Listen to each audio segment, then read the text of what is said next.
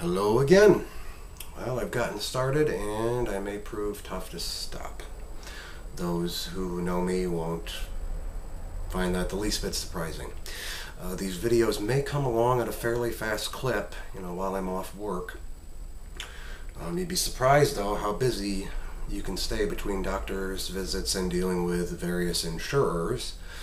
Being that I've worked for them for so long, you'd think I would know, but I never... always catches me off guard. Anyhow, this is going to be a little different. I want this one to be a little more lighthearted, a little more upbeat than what I've been doing. And this, oddly enough, is going to be aimed more at the people I know in SoCal.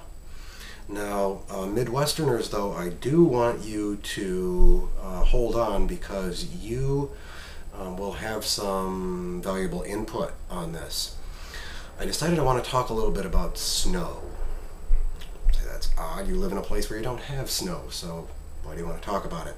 Well, I looked back and I just realized I have gone 450 plus days without seeing a single snowflake. And that is the only time in my entire 35 years of life that I can make that statement. I moved all over the Midwest, some 20 times in a span of like 5 years. But always I stayed somewhere where you did get snow, at least a little bit of it. And being that we don't have it here, when I talk about it, it's almost like a foreign language. And I'm surprised at how positively people view it. I think it's probably the warm, cozy, snuggly holiday movie things that give it its good press. But I hear a couple things. One of them is I hear, well, it's so pretty. Okay, I'll give you that. It is pretty in pictures. It's pretty to look at out of a window, but the problem is you have to go out and get in it. And once you get out there, it clings to you. It gets on your clothes. It gets in your shoes. That was my single biggest complaint, I think, about the Midwestern winters, was constant cold feet. Your socks were always wet. You come in, and then that snow clings to it. You try and knock it off you can't get all of it. It melts. You end up with wet pant legs and wet socks. Boots help, but they're an annoyance in and of themselves, but they don't always take care of everything either.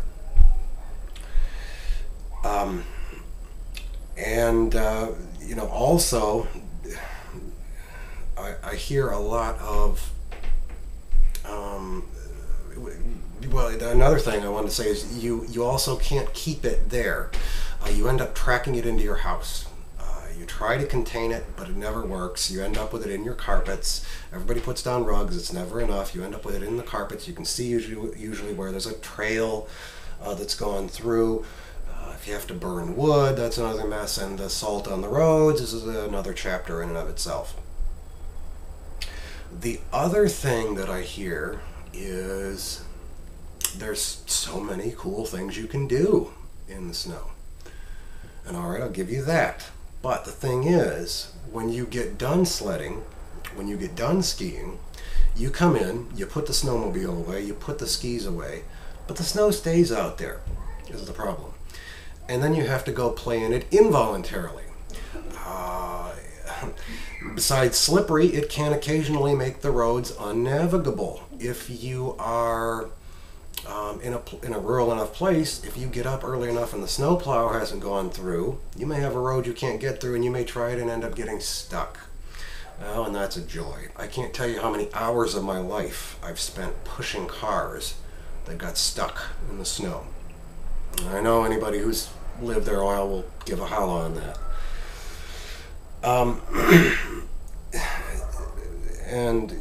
So on balance, I don't miss it. I don't miss it at all. It has a certain beauty to it, but my opinion always was it could come somewhere around December 20th and leave January 5th, and I'd be perfectly happy. So, SoCalers and other warm weather folks can let me know what you think of that, and Midwesterners, if you got anything to add to that, let me know. So we'll talk to you soon. Love to all. Later.